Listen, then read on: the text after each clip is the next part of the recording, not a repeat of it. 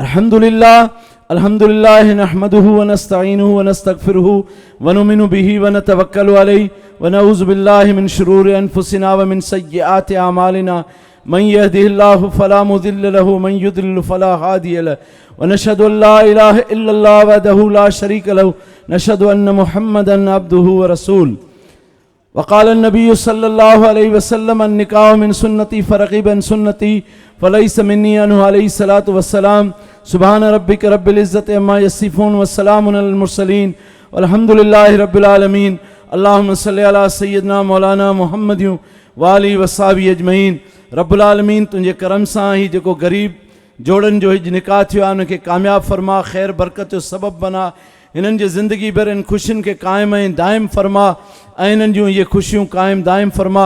जिन दोस्तनि हिन में साथ ॾिनो उन्हनि जे इन ख़ैर खे क़बूल फरमा ऐं उन्हनि जे रिज़्क़ रोज़ीअ में, ज़िंदगी में, ईमान में बरकत अता फरमा।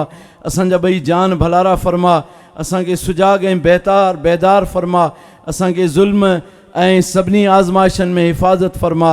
वसल्लल्लाहु ताला अला ख़ैरि ख़ल्क़िही सय्यदना मौलाना मुहम्मदियूं वालिही वसाबी अजमईन। 100 घोट उन्हनि जे वरसा खे लख लख मुबारकूं। तव्हां सभिनी जी महिरबानी, असां खां जेका बि कमी कोताही थी हुजे उन जे लाइ आउं हथ जोड़ करे तव्हां खां माफ़ी वठां थो। तव्हां सभिनी जो शुक्रगुज़ार आहियां। तव्हांजा लख अहसान।